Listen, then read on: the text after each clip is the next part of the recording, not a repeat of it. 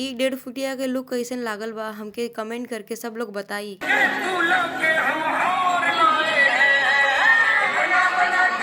आज तो वर्कआउट इतना कॉल लेले बानी कि का बताई, इतना थक गइल बानी हम, भगा भगा के मार देले वालन जान। सभी को राधे राधे। मेरी हो गई है सुबह और ये प्यारा सा दिल आप सभी लोगों के लिए। सुबह उठ के फ्रेश वगैरह हो गई हूँ और अब मैं कर रही हूँ अपने स्टडी टेबल साफ़, क्योंकि साफ़ करना बहुत ज़्यादा ज़रूरी है, ताकि साफ़ रहेगा तो मैं अपनी पढ़ाई अच्छे से कर सकूँ। और आज का दिन बहुत ज़्यादा खास होने वाला है, क्योंकि आज मैं अपनी भाषा में आप लोगों से बात करूँगी, आप लोगों के साथ अपना रूटीन शेयर करूँगी। सो आप लोग मुझे कमेंट करके बताना कि मेरी भाषा आप लोगों को कैसी लग रही है।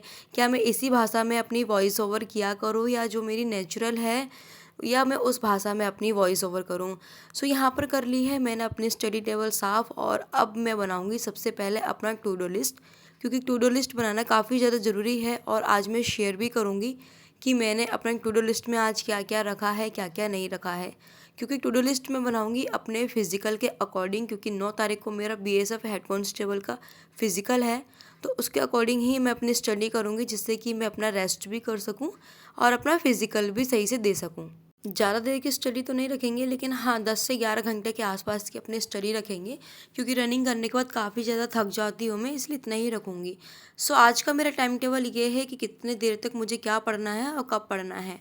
सो टू डू लिस्ट बनाने के बाद मैंने आपको शेयर कर दिया है कि मैं कितने बजे तक क्या पढ़ती हूँ, क्या नहीं पढ़ती हूँ। सो आज सबसे पहले मैं अपने स्लॉट में रखूँगी अपना आर्टिकल, क्योंकि मैं सबसे पहले जो मेरे को पढ़ना होता है, उससे पहले मैंने जो पढ़ा है मैं करती हूँ उसकी रिवीजन, क्योंकि रिवीजन करना काफ़ी ज़्यादा ज़रूरी है। अगर रिवीजन नहीं करेंगे तो जो हम पढ़ते हैं आगे का, तो हमें वो बिल्कुल भी समझ में नहीं आएगा।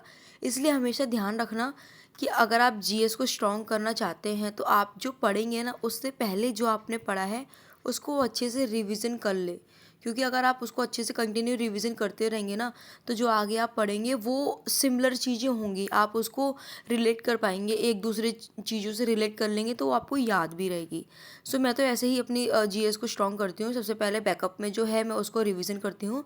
देन रिवीजन करने के बाद जो मेरे को कुछ समझ में नहीं आता, या जिस मुझे लगता है कि जो मैंने पढ़ा है कल का, और आज मुझे जो दूसरा पढ़ना है और जो कल का रिवीजन करना है, उसमें मुझे समझ में नहीं आ रहा, तो अगेन मैं उस चीज़ को पहले समझती हूँ, फिर मैं आगे की क्लास लेती हूँ।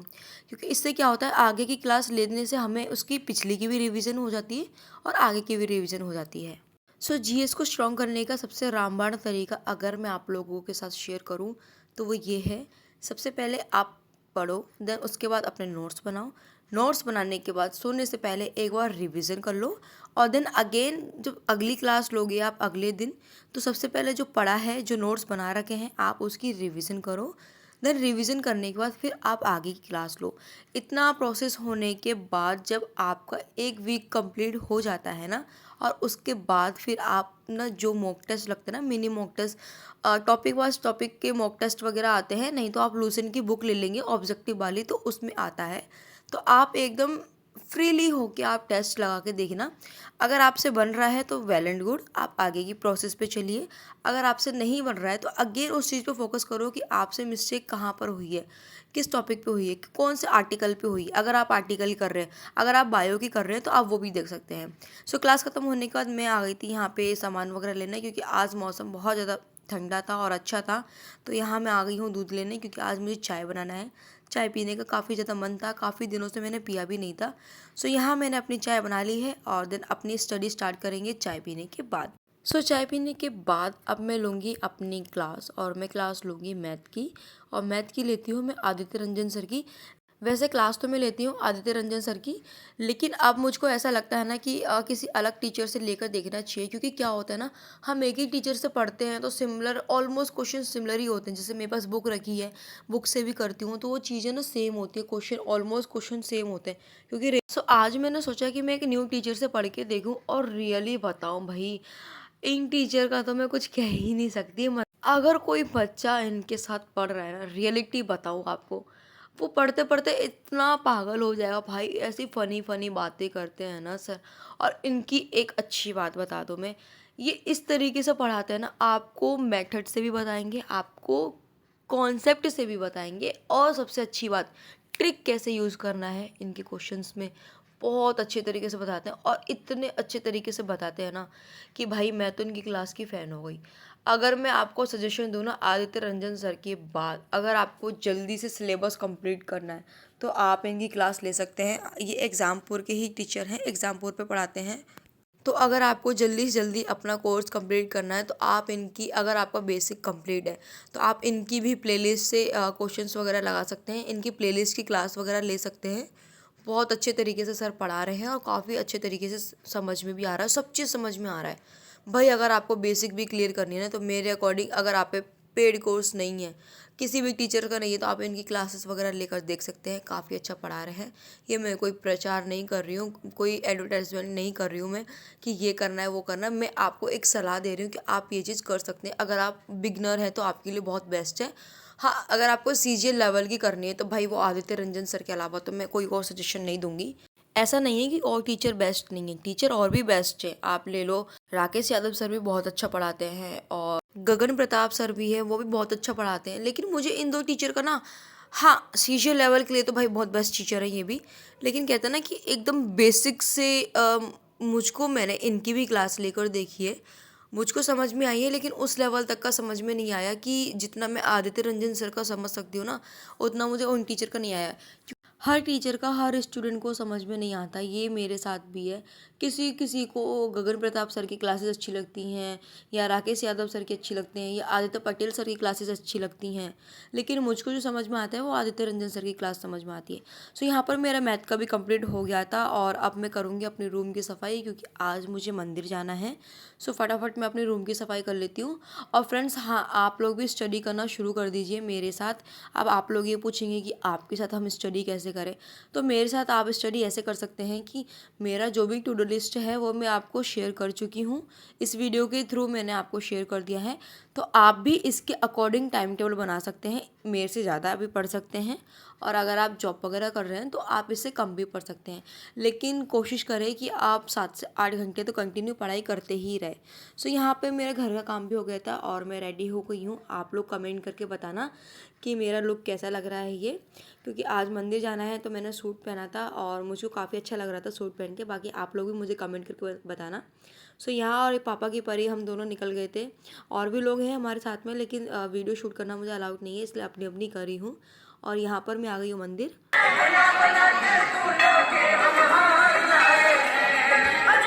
काफ़ी दिनों से ना मेरा थोड़ा पढ़ाई में भी दिक्कत आ रही थी, प्रॉपर पढ़ाई नहीं कर पा रही थी मैं।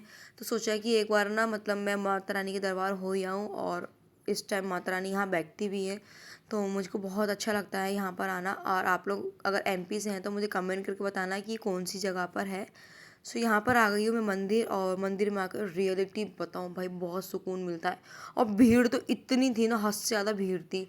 सो यहाँ पर मंदिर वगैरह से होकर आ गई थी, और अब मैं लूँगी अपनी क्लास, क्योंकि क्लास लेना भी काफ़ी ज़्यादा ज़रूरी है। और आप खुद देखना कि पढ़ाई करते करते यहाँ पे चली गई है लाइट, लेकिन फिर भी मैं हार नहीं मानूंगी, मैं अपनी पढ़ाई कंटिन्यू करूँगी, क्योंकि 1 डेढ़ घंटा मेरा वैसे ही, मंदिर चली गई थी तो वहाँ पे मेरा चला गया था। सो अब बिल्कुल भी टाइम वेस्ट नहीं करूँगी, क्योंकि वैसे भी रनिंग वगैरह कर रही हूँ तो प्रॉपर मेरा शेड्यूल नहीं बन पा रहा है। लेकिन हाँ, इतना है कि 10 से 11 घंटे का बन जाता है मेरा आराम से। सो यहाँ लाइट चली गई तो क्या हुआ, हमें तो अपनी क्लास लेनी ही लेनी है। यहाँ पर क्लास ले रही हूँ मैं अतुल अवस्थी सर की, रीजनिंग की क्लास ले रही हूँ, क्योंकि मुझे इनका रीजनिंग पढ़ाना काफ़ी ज़्यादा अच्छा लगता है। और इनकी मुझे सबसे अच्छी बात बताओ, मैं जो आपको हर एक वीडियो में शेयर करती हूँ, वो ये है कि ये पढ़ाते कम है, समझाते ज़्यादा है, और इस तरीके से समझाते हैं ना कि ऐसा लगता है कि वो एकदम सामने से समझा रहे हैं। और कोई क्वेश्चन गलत हो गया ना तो ऐसा लगता है कि बस अब सामने खड़े हो गए, अब तो लठियाँ पढ़नी है आपकी पक्की ही पक्की है। तो यहाँ पे मैं टू डू लिस्ट में अपना टिक कर रही थी कि आज का जो जो टारगेट था वो मैंने कंप्लीट कर लिया है, कितना कर लिया है और कितने कितने रह गए हैं मेरे को, वो सब भी देखना था, क्योंकि अब मुझे इसके बाद रनिंग पे भी जाना है। सो यहाँ पे मैं ले रही थी सर की क्लास। हालांकि मैं रीजनिंग में ज़्यादा टाइम देती तो नहीं हूँ, लेकिन फिर भी अब मैंने सोचा है कि 1 से 1.5 घंटा मुझे रीजनिंग में भी देना है, क्योंकि आरआरबी एनटीपीसी ग्रुप डी में रीजनिंग कांस्टेबल से थोड़ा सा अप लेवल का आता है। तो मैं बिल्कुल नहीं चाहूँगी कि रीजनिंग में भी मेरा 1 नंबर भी कम हो, क्योंकि 1 नंबर से भाई, पॉइंट नंबर से भी ना आपका सिलेक्शन रुक जाता है। सो बिल्कुल भी आप वो गलती मत करना कि जिससे कि आपका पॉइंट से भी सिलेक्शन रुक जाए।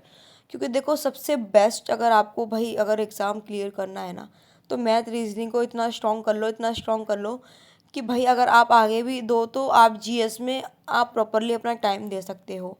तो मैथ रीजनिंग क्या है, अगर आपकी जैसे कांस्टेबल में भी थी तो भाई 35 नंबर की थी, तो 70 नंबर तो आपके पक्के थे ही, क्योंकि वो आपके हाथ के थे, क्योंकि किस तरीके से कौन से टाइप से क्वेश्चन पूछे जाएंगे वो आप सबको पता था।